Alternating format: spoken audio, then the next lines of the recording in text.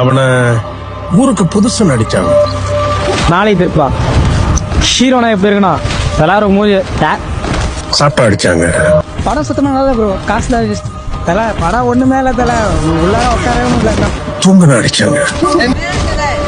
அந்த டைம்ல ஆளுங்கட்சியா இருந்த ஒரு அரசியல் அமைப்பு கட்சி வந்து இந்த நம்மளுடைய கழிவு நீர் இருக்குல்ல, அதை ஒரு லாரில எடுத்து போய் விஜய் வீடு ஃபுல்லா ஊத்திட்டு வந்தாங்க. கார்பரேஷன் லாரில எடுத்து தலைய தூக்கி பார்த்து அடிச்சாங்க. நடிகர் விஜய் நடிப்பில் உருவாக்கப்பட்ட மெர்சல் திரைப்படம் வெளிவந்த பிறகு படத்தில் உள்ள ஜிஎஸ்டி மற்றும் பணமதிப்பு நீக்க நடவடிக்கை குறித்த கருத்துக்களை எதிர்த்து பேச அடிச்சாங்க. அது வரைக்கும் கொஞ்சம் காத்துருங்க. நானும் உங்களை மாதிரியே இன்னைக்கு ரிலீஸ் ஆயிடும்னு நானும் எதிர்த்து நின்னாலும் அடிச்சாங்க. சென்னை அருகே நடிகர் விஜயிடம் வருமான வரித்துறையினர் விசாரணை நடத்தி வருகின்றனர். ஆனா ஒரு நாள்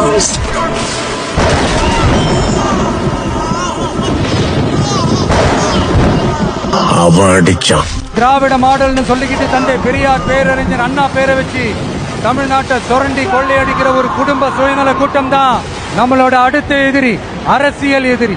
அப்பையிலிருந்து எவனும் அவனை எதிர்த்து நிற்கவே இல்லை. ஆரம்பத்துல நாமளும் இந்த சினிமா இந்த ஃபீல்டுக்கு வந்தப்போ மூஞ்சி சரியில்லை, ஆளு சரியில்லை, அழகு சரியில்லை, முடி சரியில்லை, நட சரியில்லை, கொடை சரியில்லைன்னுக்கிட்டு இப்படி எல்லாம் அசிங்கப்படுத்தினாங்க, அவமானப்படுத்தினாங்க.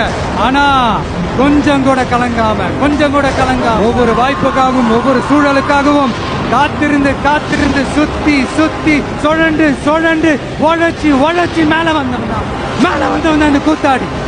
நீங்க அனுப்புற ஸ்பெஷல் போர்சஸ் அவனை ஒண்ணுமே பண்ண முடியாது.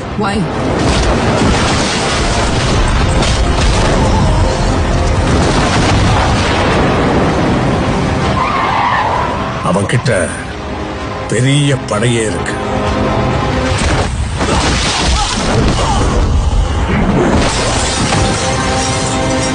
சுத்தப்பட்ட கிராமங்கள்ல இருக்கிற 15 லட்சம் பேருக்கு அவன் தான் தெய்வம்.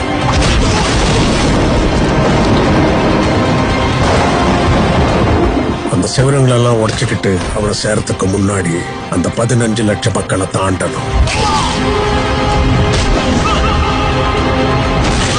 ஒண்ணு அவங்க சாவாங்க, இல்ல சாவடிச்சிருவாங்க. ஆனா ராக்கிய மட்டும் நெருங்க விட மாட்டாங்க.